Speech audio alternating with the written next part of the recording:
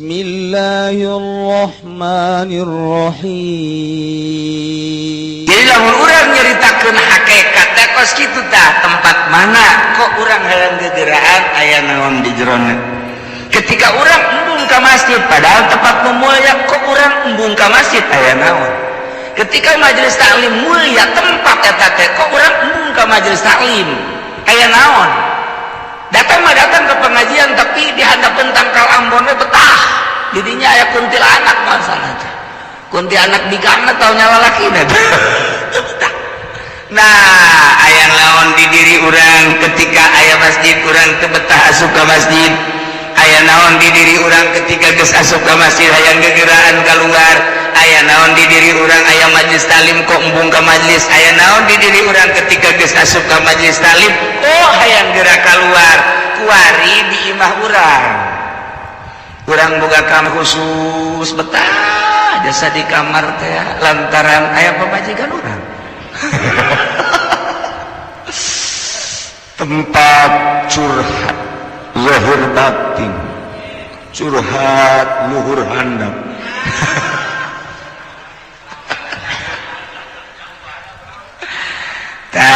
Guari orang boga kamar tesakeun jangka waktuna 1 tahun 2 tahun di awal nama orang telah leng-leng ibadah teh kabelah dieu ngeunaheun istiqomah di kamar eta teh bisa tahajud bisa salat hajat kemudian bisa salat duha di kamar eta teh aya kenikmatan di kamar eta teh kunci ku urang kamar ngeunaheun jasa ta eta kamar teh henteu sambarangan di kamar eta nu mantap abuya selalu didinya bae boga kanikmatan data didinya secara zahir malah sapira bangunan kos gitu tapi secara batin didinya aya kanikmatan nyana dibukakeun hijab antara dirina jeung Gusti Allah aya lazat ibadah sabada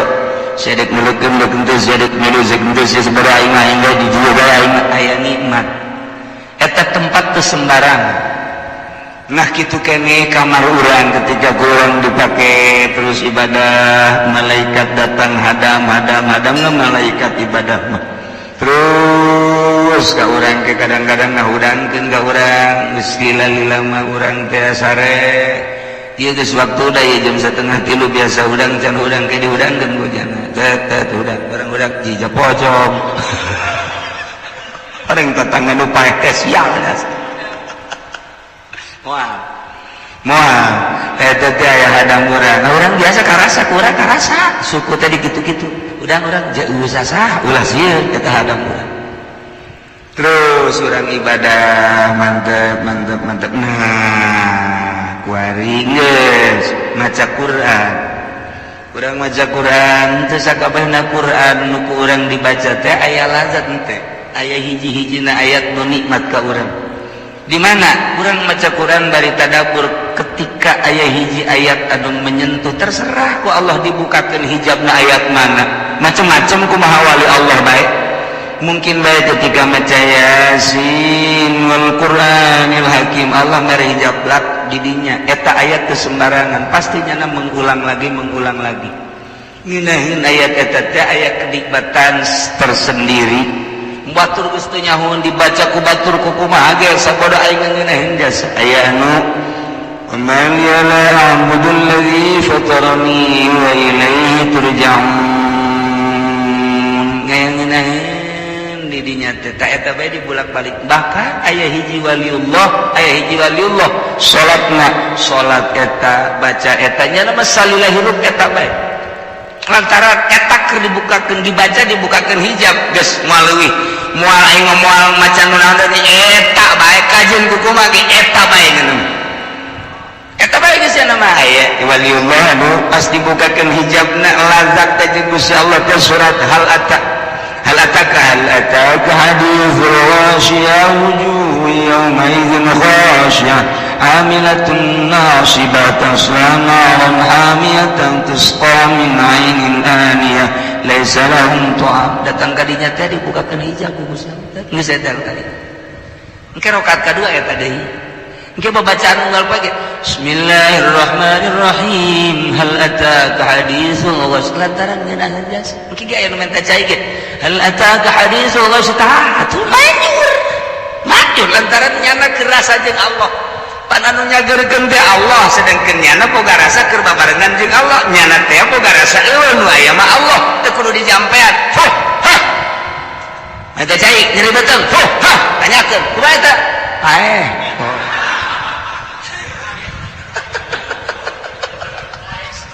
Allah baca gerpae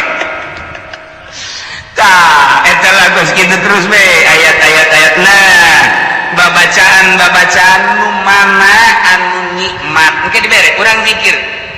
sesuai jeung petunjuk guru awas tarik napas la ilaha illallah tarik la ilaha terus kadituna la ilaha illallah la ilaha illallah pan zikir teh endek lalaunan teh hartina mah endek teu gancang-gancang la ilaha illallah la ilaha illallah lalaunan sorangan la ilaha illallah la ilaha illallah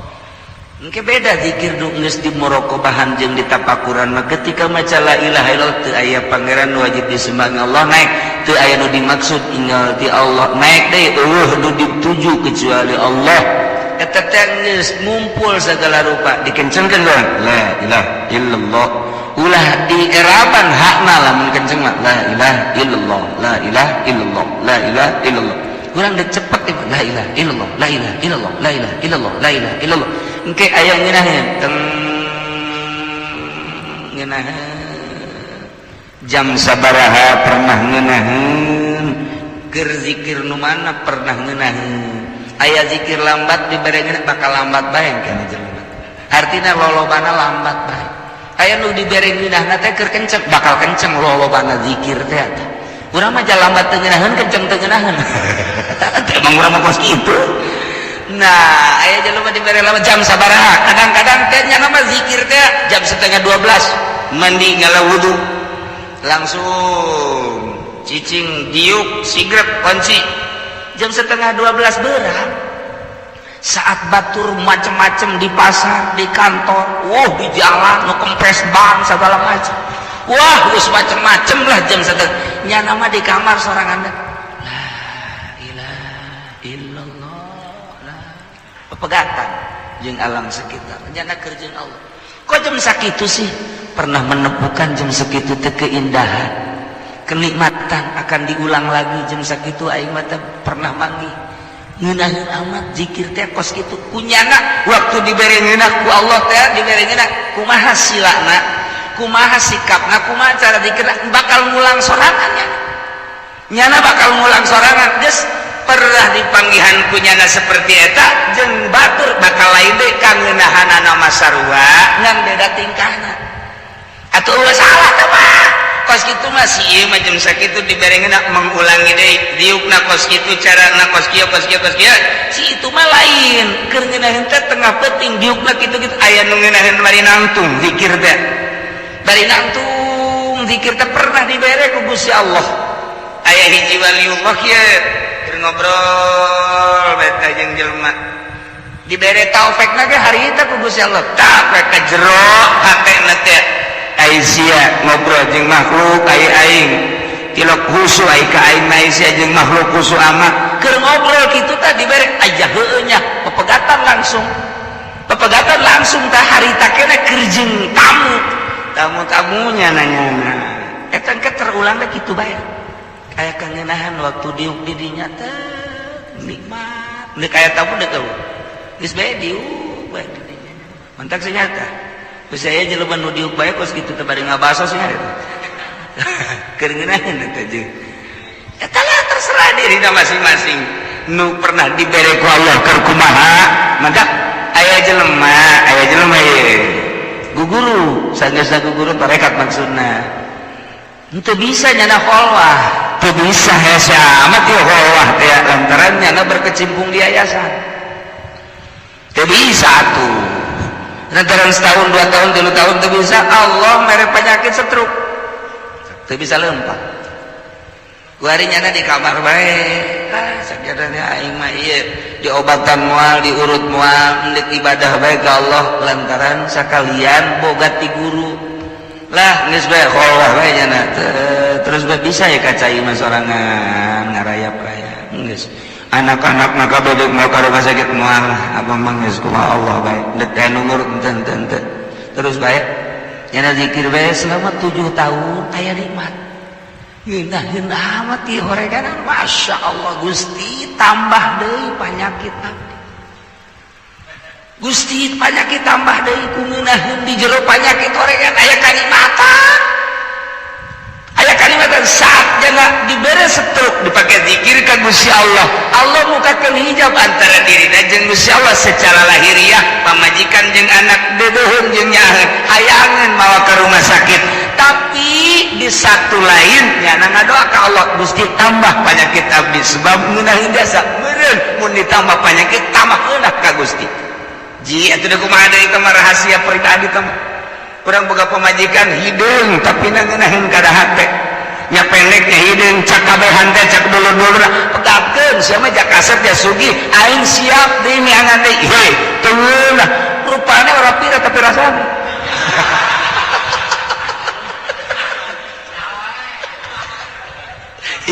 itu pribadi itu gitu akhirnya kumaha tuh atau tuh bisa dikitu-kitu jangan puguh gelis jangan puguh ngolak dan lain sebagainya bisa ngahibur dirina tapi iya mah geus jelas hideung nyungir pendek beke tapi kok ngeunaheun ka hati kumaha ngeunaheun anak ketika nyaneuk mandi dibawakeun handuk ketika manehanana isuk-isuk hayang kopi apa hayang susu dibawa ketika deka mamana sendal dan lain sebagainya ketika dek sare di kepangebutankeun heula ketika dek sare permencetankeun heula ketika servisna poha iya teh mah biasa ninggal geura kan nu kieu bae masyaallah ku tanggeus ngabelteh ti heula kadang-kadang jeung nu geulis mah muka ku teh angel datang ka turun deui temperatur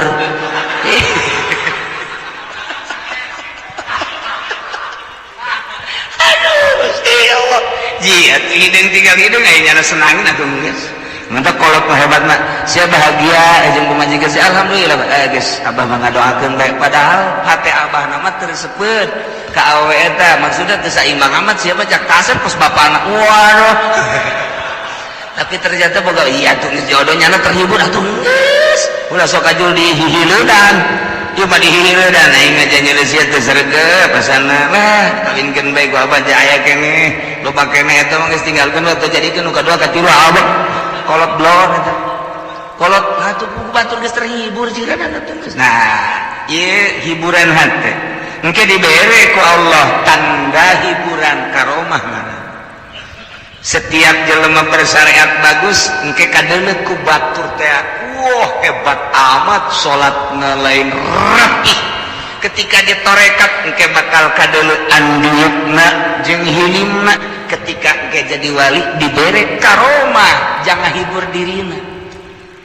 bahwa dirina diangkat jadi wali dihibur ku Gusti Allah karomah teh hiburan kos para nabi dibere mujizat dihibur ku Gusti Allah hiburan para nabi para rasul dibere mujizat hiburan para wali dibere karomah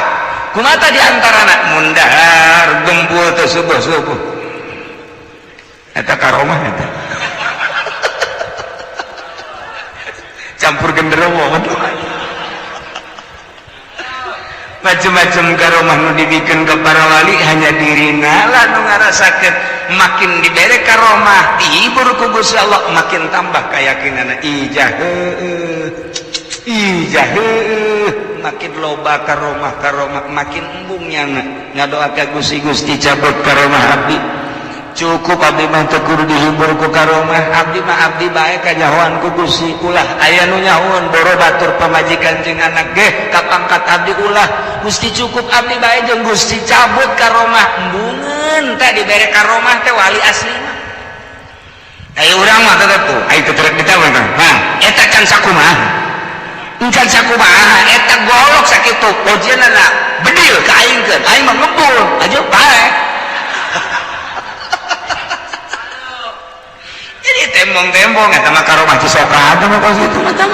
nangawirid atawa make telur jeung cawa Ambon aju diangsulkeun ka ruhak tahan tapacieun cedik terus sunggunan mah kos kitu mah nu boga karomah make ketiga haji wali mah dibere bae ku Allah pasti teh mah geus dibere bae geus aya bae engke nyana ge tercegang kok kitu kok kitu menta ka Gusti ulah Gusti jadinya nama lamun ditoler-toler ku masyarakat teh dianggap jelema nuhun alhamdulillah teh kanyahoan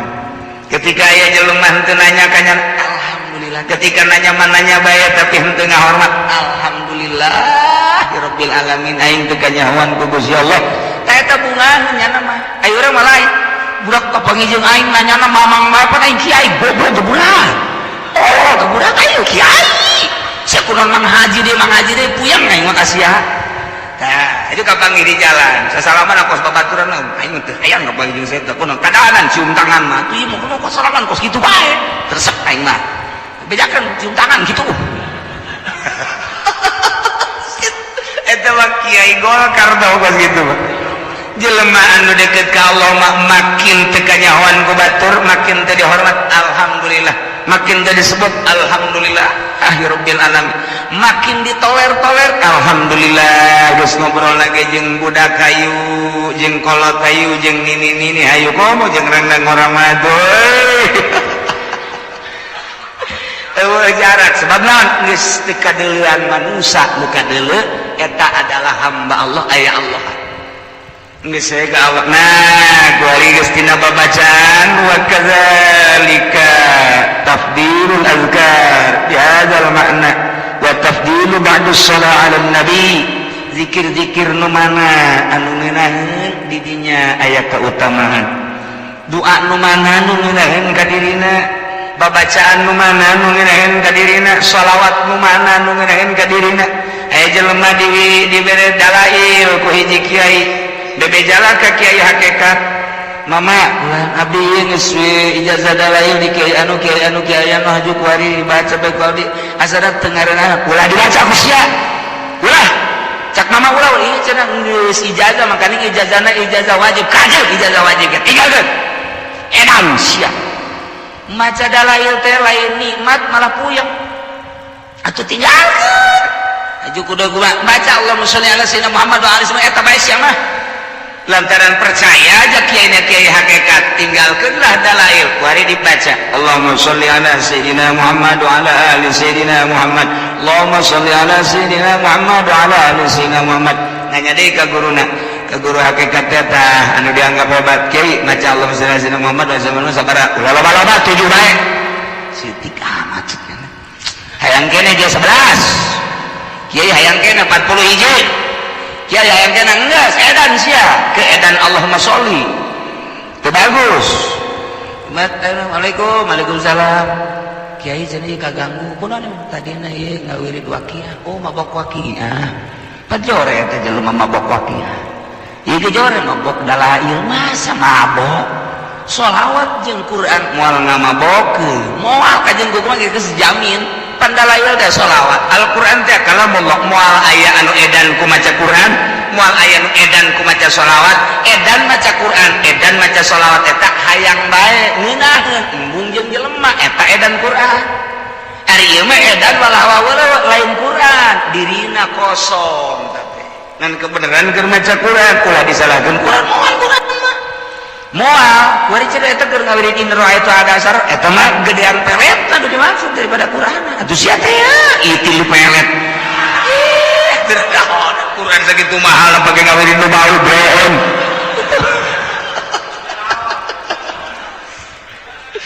tah nu nyahoeun mah kajeun teuing itu dalail tinggal dalail lain teu bagus dalail teu cocok jeung dirina begitu dibaca Allahumma sholli ala sayyidina Muhammad wa ala sayyidina Muhammad encan kebel macan teh kebel bebeja kiai ku ngeunaheun teh awak kararampang atuh pasti rampang nya macan ngan 7 heuh sebab diri sia baca aya maca dalail dalail mah kudu kontinu poe Jumat poe Sabtu poe Minggu bang awas ya dikutuk ku sahibul dalail mun teu dibaca awas saja lo manunggus ngabiasakeun maca mantap aya 2 tahap dalail mun teu dibaca eta lah didoakeun batalna kadeleuna walah wah weuleuh lantaran aya syarat-syarat jeung kaistiqomahan anu kurang bahaya kos hizib Rifai kos hizib Nasor sing hade teh kos karar itu termasuk dalail geus ieu ringan-ringan bae mun urang geus hayang sugih maca waqiah teh kudu jeung doa-doana lamun jeung doana ijazah kosong ngaranna aya doana babari teh mah doa kos kitu mah nu penting mah urang mah asal geus baca waqiah engke geus sugih sorangan ji atuh ulah haju ngadadak kakaraga tilu maca waqiah haju hayang sugih bae tikuari maca na waqiah salna sare baca salna sare ke 5-10 tahun karasa oh jaheung ngeunaheun nikmat jasa mantep mun dagang maju dagangna mun tani maju tanina atawa urang kumaha ge dijamin bae geus ku Allah eta urang teh istiqomah na ieu wirid sholawat nu mana nu ngeunaheun ka urang ketika urang ngeunaheun di dinyalah aya keunggulan geus ieu awak urang wadah masjid wadah gunung-gunung itu wadah waktu ge wadah wiridan ge wadah kemuliaan jeung darajat urang di mana urang keur pasna eta di dinya keur dibere kanikmatan urang ayeuna wirid kapasrahan urang ka Allah masrahkeun diri ka Allah wiridna teu hayang nanaon ketika mata ceuli irung dipasrahkeun ka Gusti Allah asa lain urang asa Allah bae urang teh asa didieukeun dilempangkeun asa urang dikeceukeun didengekeun ku Allah engke bakal dibere ngeunaheun balet poho ngeunaheun zikir ge la ilaha illallah asa di mana nikmat gan eta hayang terulang deui hese kapasrahan urang dinolkeun sama sekali nolkeun diri urang teu sambarangan mentek ge berangkat deui tah jangan ngadoa ka Gusti kon teu terlalu dibere henteu terus dibere cek Allah aing ngresep ka sia mun cara ngorandang mangorandang hiji waliullah ke sebulan dibere sebulan teu sebulan dibere sakali ke sebulan dibere sakali deui sabulan ngan dibere sakali kanikmatan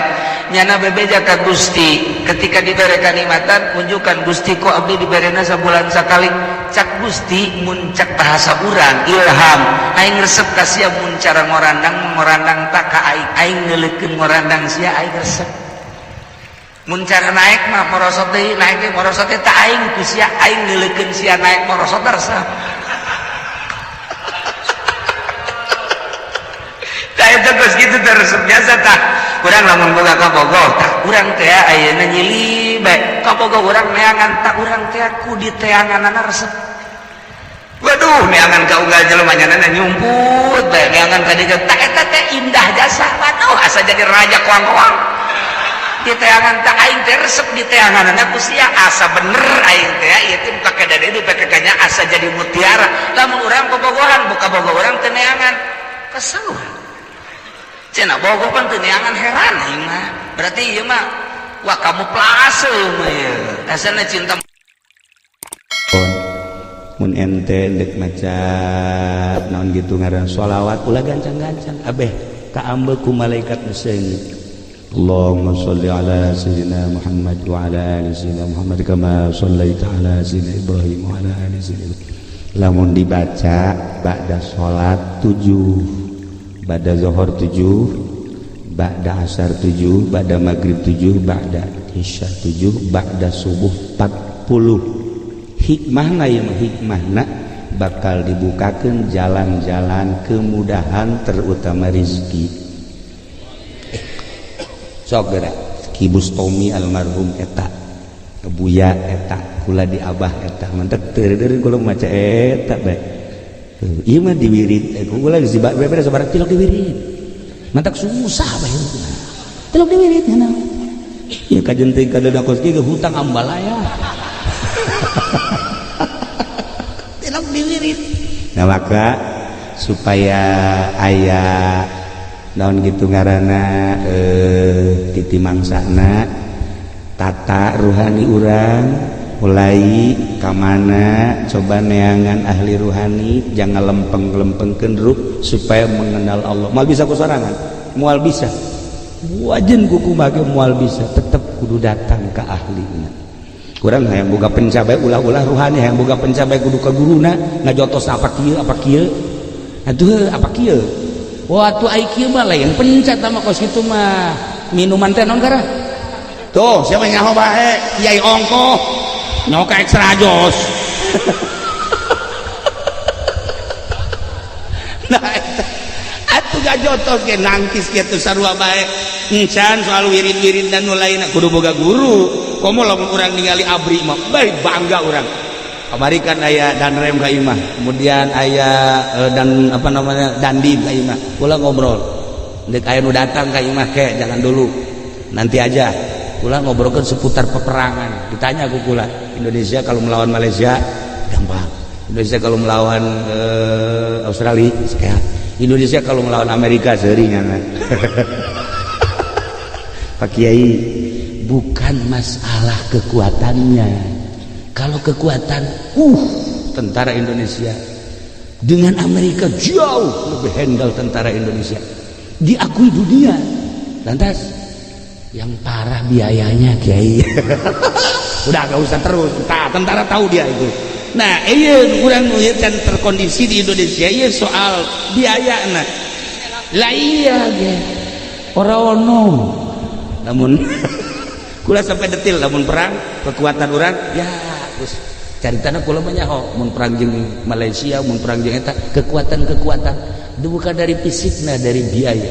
iyalah kelemahan negara orang. Nah lamun diceritakan kos gitu berarti kan ceritakan tentang pengkondisian negara orang kudu nyaho di zaman Bung Karno kumaha zaman Pak Harto kumaha zaman kitu Gus Dur kumaha zaman Megawati zaman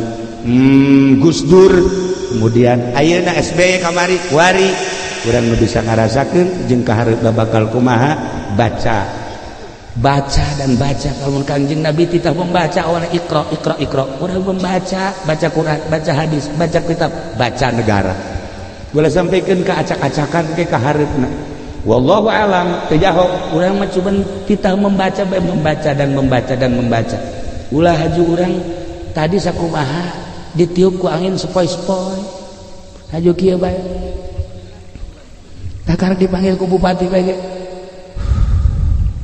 berapa sih pemberian bupati jangan ketawa sih cilik iku lah iyalah urang ulah tersepoi-sepoi ku nu segara itu bangkitkan semangat juang urang di bidang masing-masing ulah terkontaminasi supaya bangsa jeung negara urang terangkat ku urang kabehan sebagai rakyat ibu pertinggi urang ulah kena sare supaya bentak urang nu ngabentakkeuna urang nu majukeuna urang nu ngamakmurkeuna sebab urang bangsa urang teu pernah aya satu bangsa ketika diserang ku negara batur nu kudu ditinggal etik tah nu mantak sanggup teu tak dakwah model kos kitu urang lamun dibar urang nu kabawa ka ditu atau itu nu kabawa ka urang hamun can siap ulah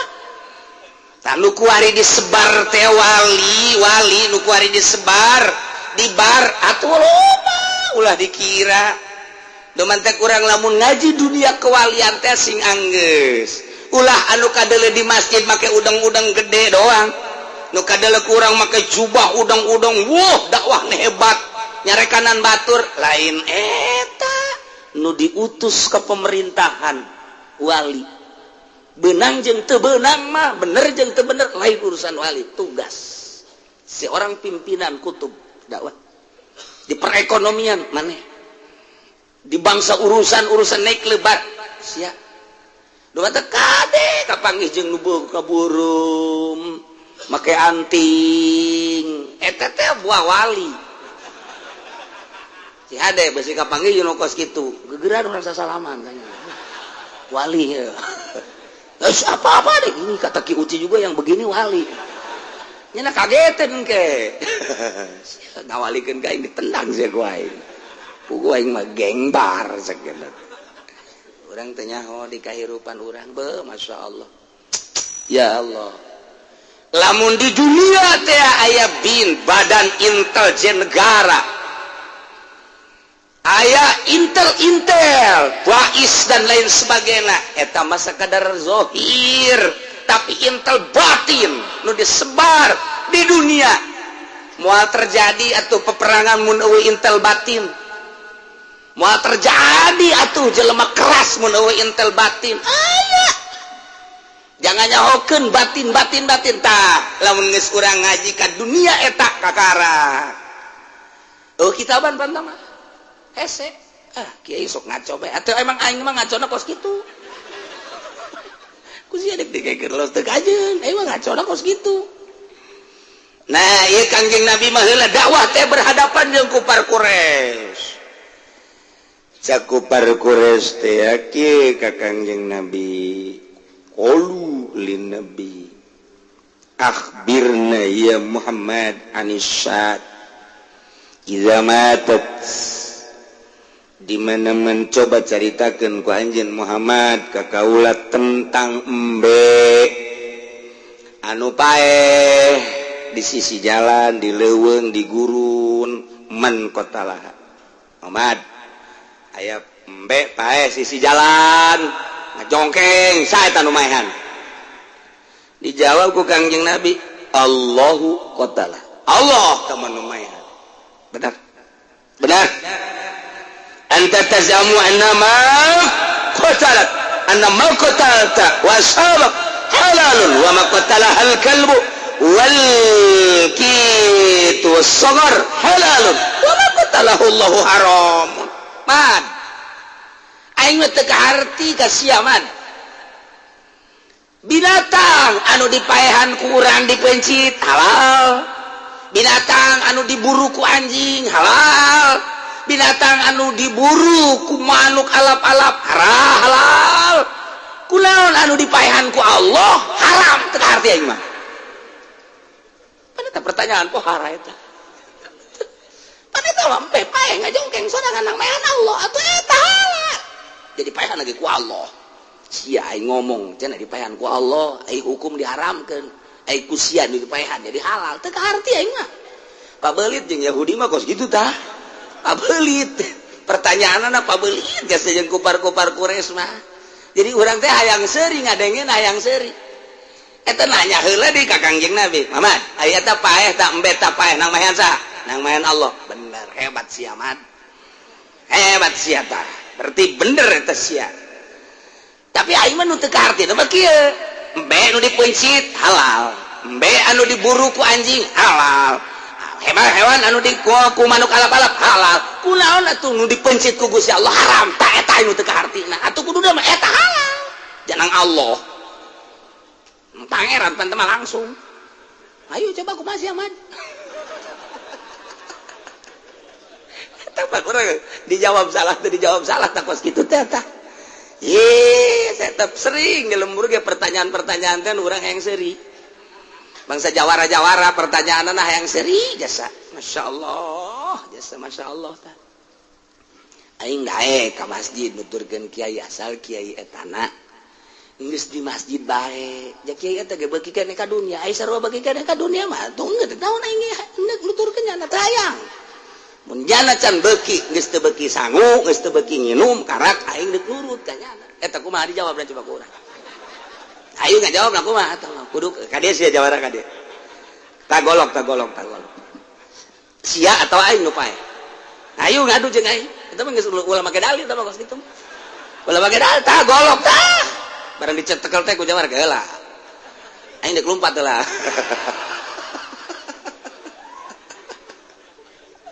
Masyaallah ieu pertanyaan model. Hayang seuri urang ade. Eta embe nu dipaehan ku Allah ku sia kunaon diharam tah ieu aing nu tersepna. Mun kitu mah tah nu dipaehan ku Allah leuwih halal. Dipencit kurang halal, dipaehan ku Allah leuwih halal. Karak aing manut ka sia. Ieu mah nu dipaehan ku Allah haram, paeh sorangan pan eta ku Allah pan dipaehanana. Cak sia bangke cenah eta. Aing nu dipencit ku sia halal. Teu kaharti aing mah agama sia. Itu gitu dah. Nyeri kan aja jantung. jadi kadanya jantung Gusti Allah lagu ya Allah Kanjeng Nabi ge sempet rada ngahuleng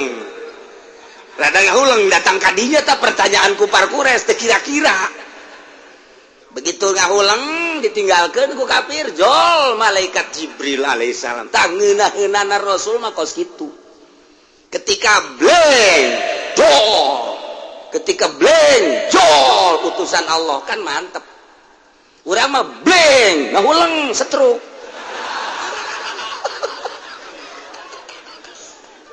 aduh Gusti Allah lagu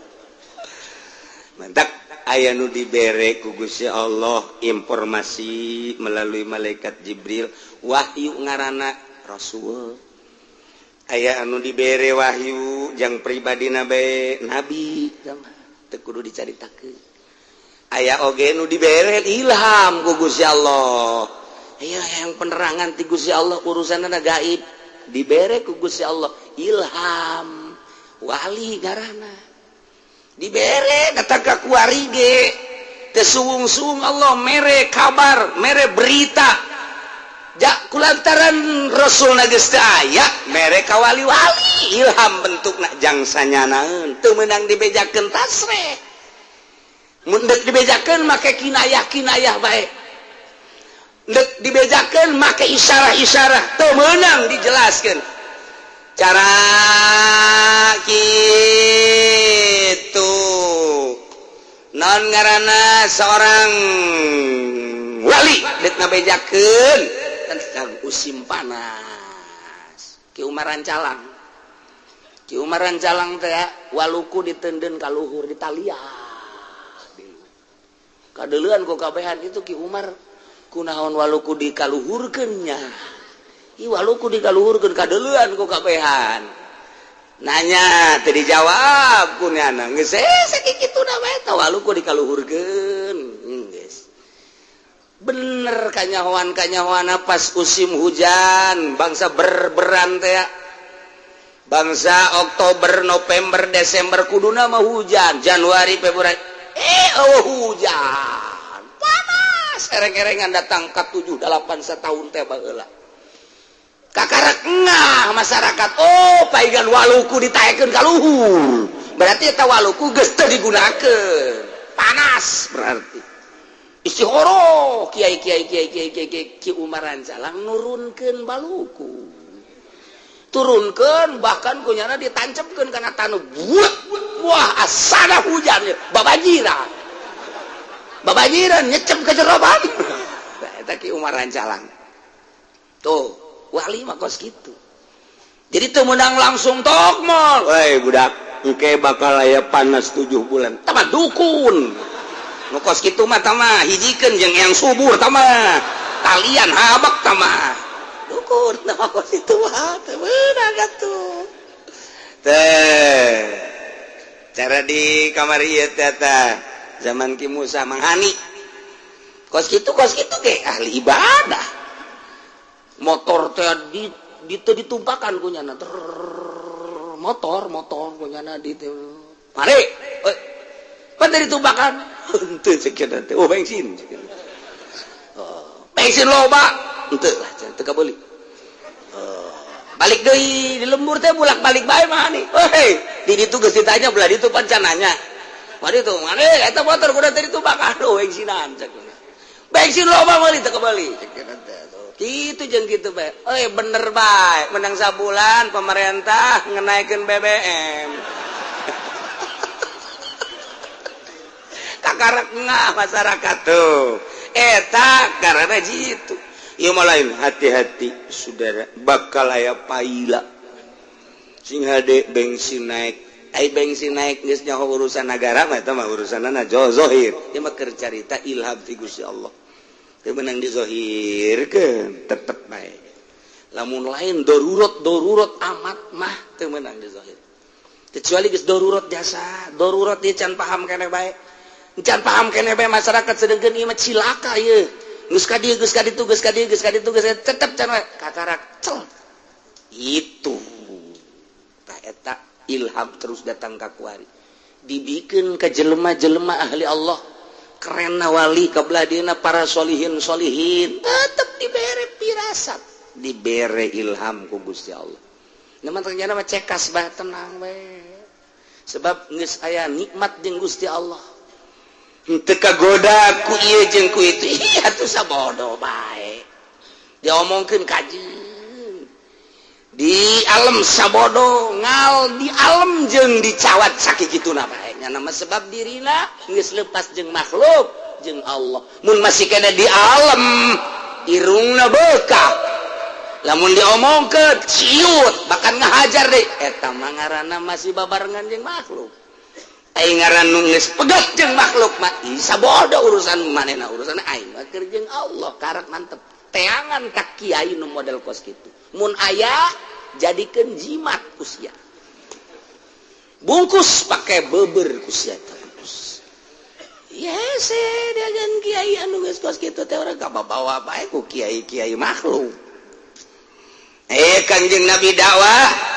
ditanya kos kitu Kanjeng Nabi rada ngahulang jol malaikat Jibril mawa ayat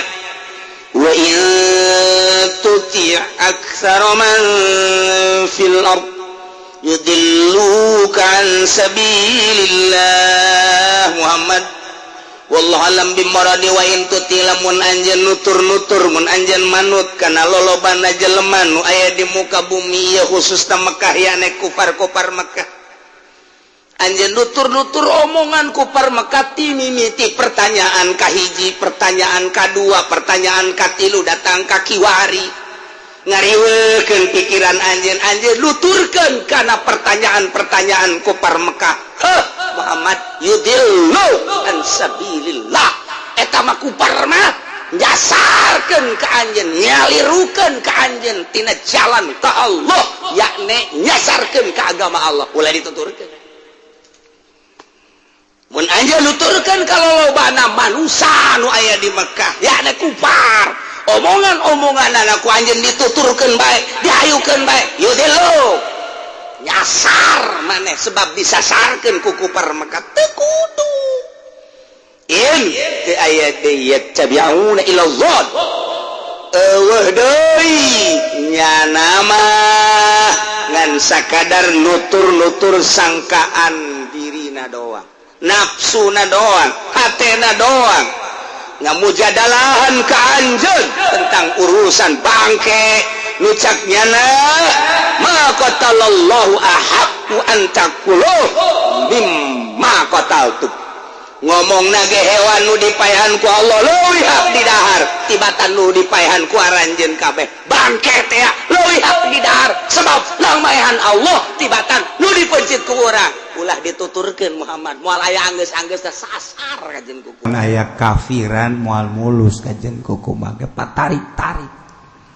terus apa tarik-tarik hiji hayang nyeun masjid nu hiji hayang nyeun kelenteng ribut nu hiji hayang nyeun mushola nu hiji hayang nyeun gereja ribut pasti nu hiji hayang nyeun majelis talim nu hiji hayang nyeun jang pengajian Kristen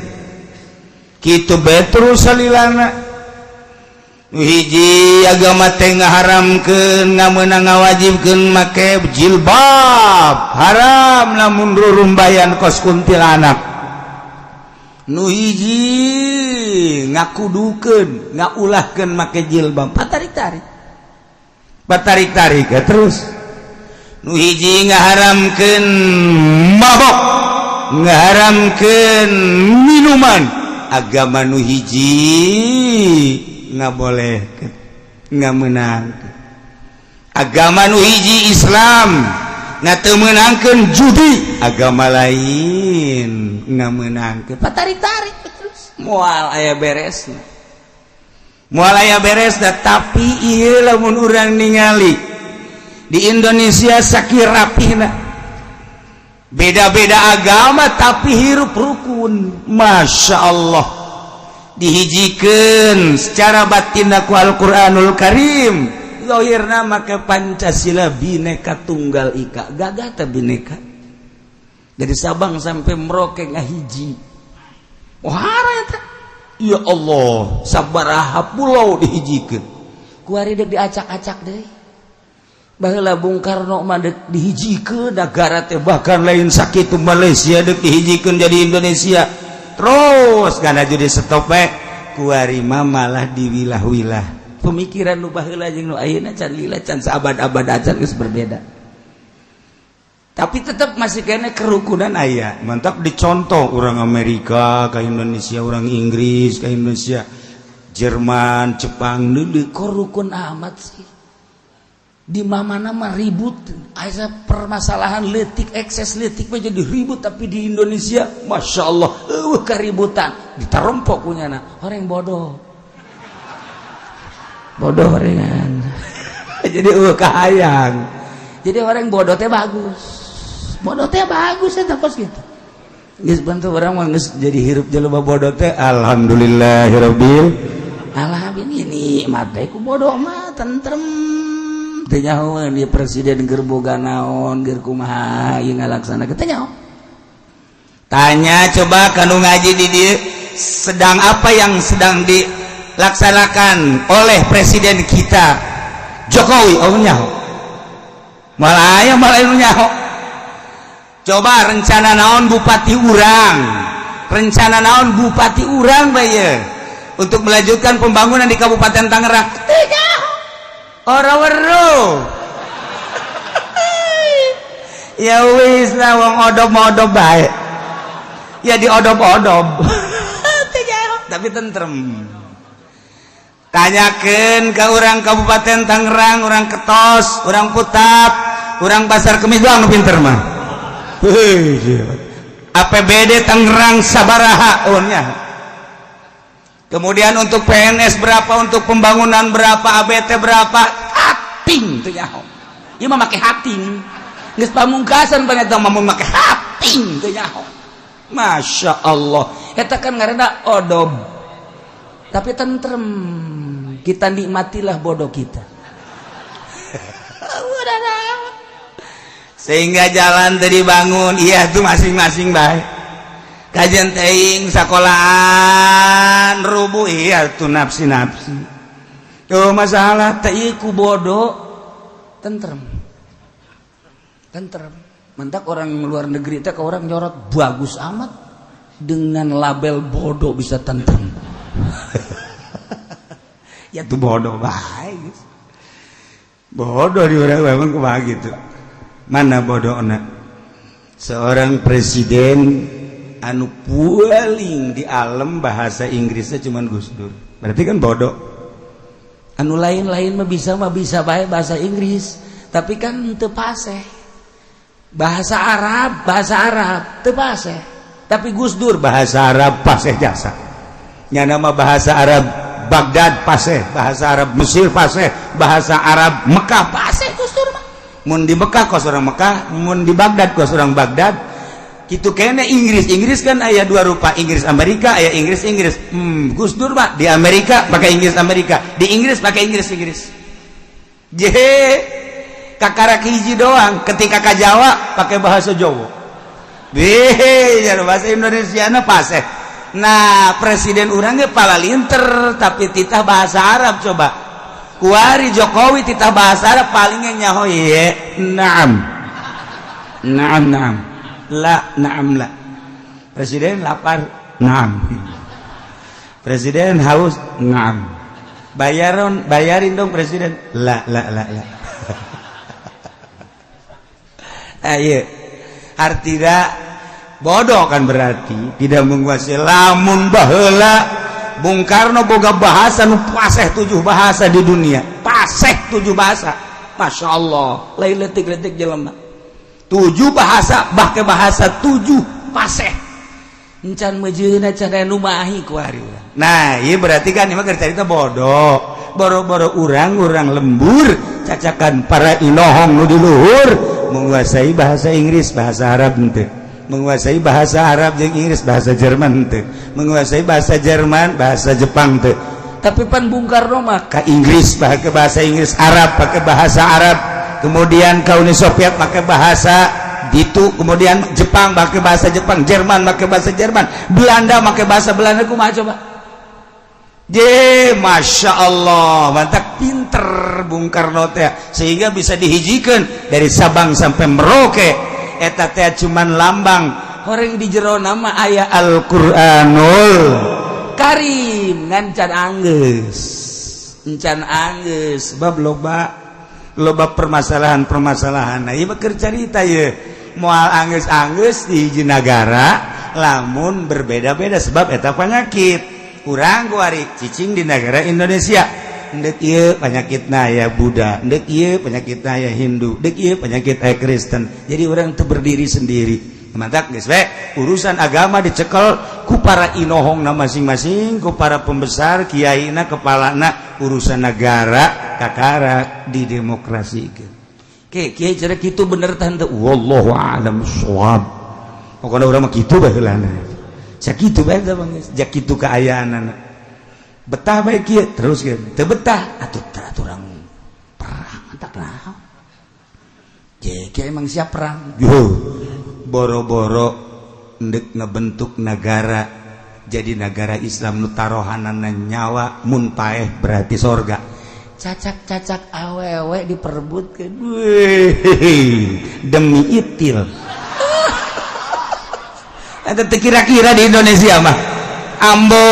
budak berani taruhana nyawa teu kira-kira badata nah demi limbah demi dunia atau komo ieu deui demi surga lamun geus derna saha nu mundur ih atuh kumaha kitu ngan kulantaran encan wejeuna kebe lalaunan ke di deuleu situasina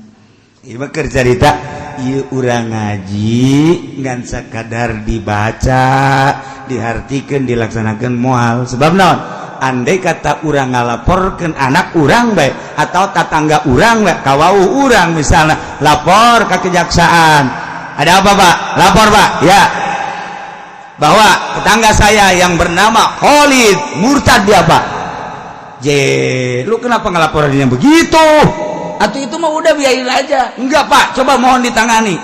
kagak ada duitnya itu mah enggak usah dilaporin udah gitu mah udah keyakinan mah enggak usah enggak ada duit laporan ke sini yang harus ada iya takkan gitu